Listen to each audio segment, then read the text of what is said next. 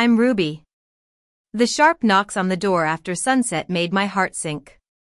When I opened it, my father stood there, raindrops sliding off his coat. You're alone, Ruby.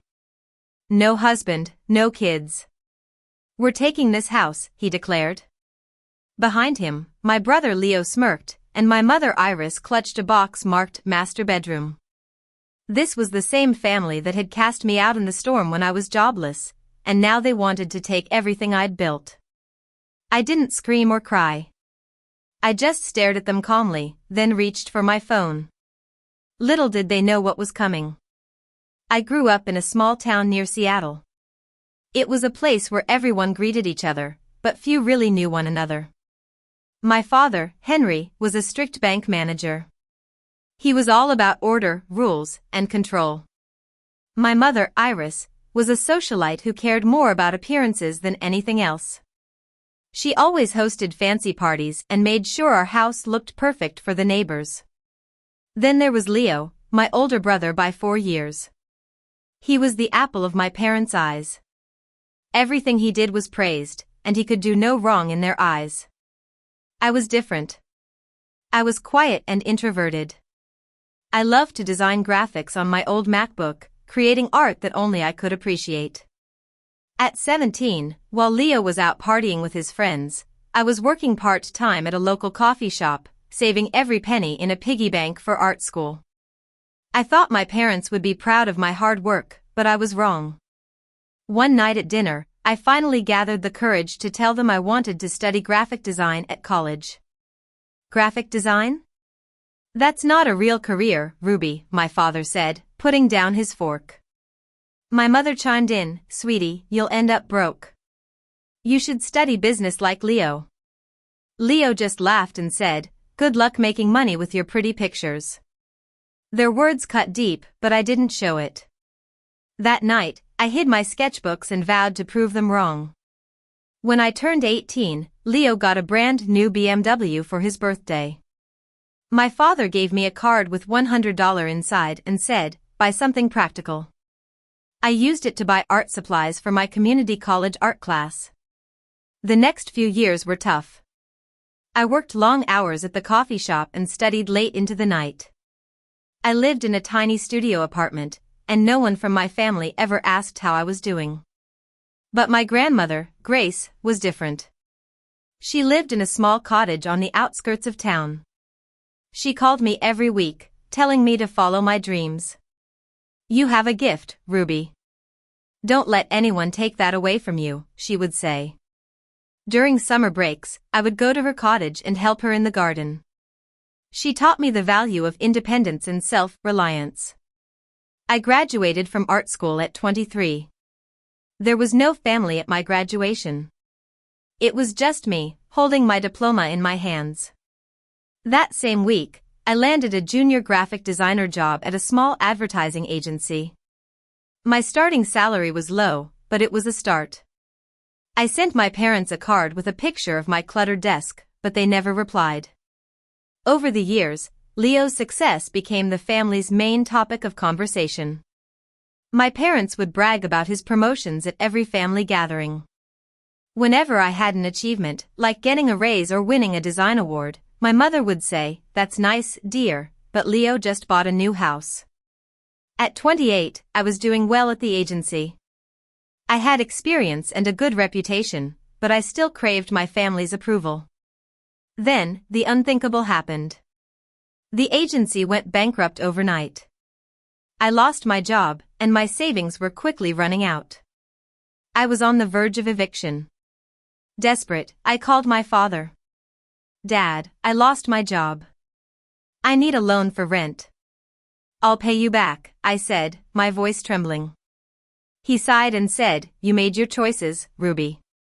Graphic design was never a stable career. My mother added, we're helping Leo with his new business. You need to be more responsible. The line went dead. That night, I drove to their house in the pouring rain. I knocked on the door, and my father opened it a crack. Dad, please. Just for a few weeks, I pleaded. No, he said firmly. You live with the consequences of your decisions. The door closed in my face. I stood there, soaked to the bone, feeling completely alone. I spent the next week sleeping in my car. It was cold and uncomfortable, and every rejection email from job applications made me feel worse. One day at a local diner, an old high school friend, Ava, saw me. She could tell I was in trouble and invited me to stay at her place. Ava got me an interview at her boyfriend's design studio. His name was Ethan. He liked my portfolio and offered me a job. I worked hard, and within a few weeks, I got a raise. Life was starting to look up. Then, I got the news that my grandmother was in the hospital. I rushed to her side. She was weak but still had a smile on her face. "You came," she whispered. 3 days later, she gave me an envelope. "This cottage is yours now, Ruby. It's a place where you can be yourself," she said. That night, she passed away. At the reading of the will, my parents and Leo were furious when they learned that the cottage was left to me. "This is unfair. The cottage should be in the family," my father shouted. The lawyer calmly said, "Your mother's wishes are legally binding." My mother accused me of manipulating my grandmother, but I just ignored her. I moved into the cottage. It was old and in need of repair, but it was mine. I spent my free time fixing it up, painting the walls, and planting a garden. Ethan let me work remotely, and I started taking on freelance projects at night. A year later, I registered my own design studio, Sunset Designs.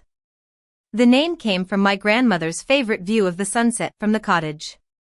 Word of mouth brought in clients, a local bakery, a flower shop, and a bed and breakfast. I met Jake, a writer who lived in the next town. We hit it off right away. Our relationship grew, and before I knew it, we were in love. By 33, my studio had 4 employees, and I was happy. Then, one day, I got a text from Leo after 5 years of silence. "Hey Ruby, heard your business is doing great. Want to reconnect? Mom, Dad, and I might visit this weekend." The word reconnect stung, but I agreed. On Saturday, they arrived. My father smiled too widely, my mother carried expensive gifts, and Leo wore designer sunglasses. They walked around the house, inspecting it like it was a piece of property. "You've done well for a single woman," my mother said with a hint of sarcasm. During lunch, my father cleared his throat and said, "This house is too big for you. It's a waste. We could move in. Your mother and I will take the master bedroom, and Leo can use the studio for his new project." I couldn't believe my ears. "You can't be serious," I said. Leo leaned back and said, "We're family, Ruby. You owe us." I laughed bitterly. "Owe you? Like you owed me when I was on the street?" My father's face turned red. "That was different," he said. "No, it wasn't," I replied firmly. "Get out." My mother tried to calm me down, but I was done. They left, but I knew it wasn't over. 3 weeks later, Jake and I were at a design conference in Portland. I got a text from my grandmother's neighbor, Mrs. Jenkins. "There are people at your house. They're moving in." My blood ran cold. I opened the security app on my phone and saw my father prying open the back door with a crowbar, my mother behind him, and Leo carrying suitcases. I called Leo. "What are you doing?" I demanded. "We're moving in. This is a family home, and you don't need it. Try to stop us, and we'll contest the will," he said. I took a deep breath and said, "Try me." We drove 4 hours straight back home. When we arrived, the house looked different. They had replaced my pictures with theirs, and my clothes were in boxes. My father stood in the hallway, calm as if he owned the place. "You weren't supposed to be back yet." "It's done," he said. I looked around slowly, my anger replaced by a strange calm. "Is it?" I asked. I reached for my phone and dialed 911. My family broke into my house, and I have video proof, I told the dispatcher. Within 20 minutes, the police arrived.